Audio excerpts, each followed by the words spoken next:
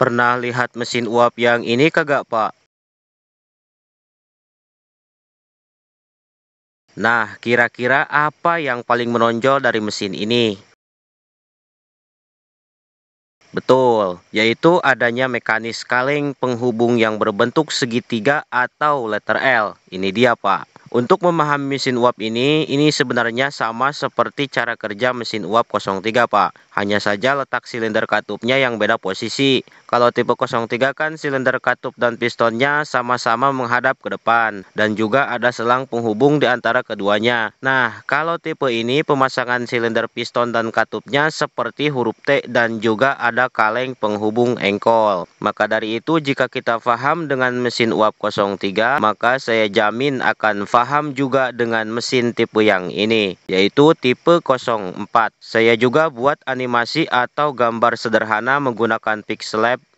Ini adalah lubang tempat di mana uap masuk yang dihubungkan melalui selang pada boiler. Ini adalah silinder katup yang memiliki piston valve atau piston katup. Dan ini adalah kaleng penghubung antara batang engkol dengan batang katup yang berbentuk segitiga atau letter L. Silinder katup juga memiliki lubang di bagian tengah yang sejajar sebagaimana lubang silinder piston. Cara kerjanya pertama katup bolak-balik pada lubang tengah ini. Ketika katup di posisi kanan, maka otomatis akan membuka lubang tengah ini dan memberikan celah untuk uap masuk ke silinder piston dan mendorong piston sampai ke titik bawah. Ketika piston sudah di titik bawah, maka katup akan berpindah ke posisi kiri dan memblokir uap sejenak, sehingga memberikan celah piston untuk balik ke titik atas sambil membuang uap yang sudah masuk tadi melalui lubang tengah dan terbuang ke jalur batang katup. Itulah sebabnya kenapa mesin ini selalu ngebul pada bagian silinder batang katup. Ini adalah jalur pembuangan, Pak. Setelah piston balik ke posisi atas dan uap sudah dibuang, maka katup akan bergeser lagi membuka lubang tengah dan uap masuk lagi ke silinder piston lalu mendorong piston lagi sampai ke titik bawah lagi.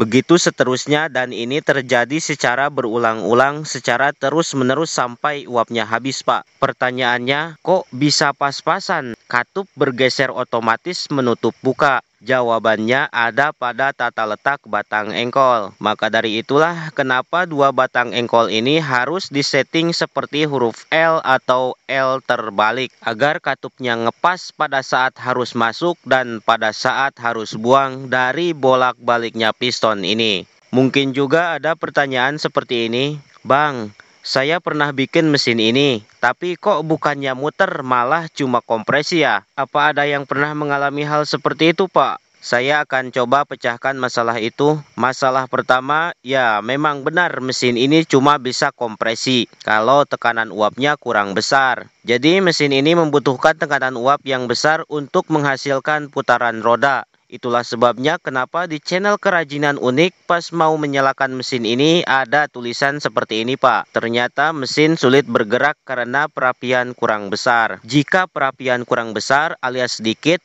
maka tekanan uap yang dihasilkan juga akan rendah, Pak. Masalah kedua ada pada tata letak engkol piston dan katup. Usahakan tata letak untuk dua engkol ini harus seperti huruf L atau L terbalik. Jika letak dua engkolnya sudah benar, lanjut ke masalah ketiga, yaitu gerakan bolak-baliknya piston dan katup harus benar-benar licin pada gesekan silindernya. Begitu juga roda gila. Jika piston, katup, dan juga roda gila sudah licin, lanjut ke masalah keempat, yaitu usahakan katupnya jangan terlalu besar. Maksudnya ukuran bulatan katupnya jangan disamakan seperti piston, minimal agak kecil dibanding piston lah, Pak.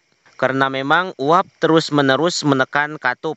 Tapi kok bisa kepala katup ini bergeser ke kiri menutup lubang tengah? Padahal kan uap di sini terus-terusan menekan. Maksudnya, kok bisa kepala katup melawan arus tekanan uap, apalagi tekanan uapnya sangat besar? Jawabannya ada pada roda gila. Jadi putaran roda gila mampu menggeserkan katup melawan arus tekanan uap untuk menutup lubang. Masalah kelima adalah usahakan letak untuk engkol katupnya jangan terlalu jauh dengan batang, agar katup cepat tutup dan buka.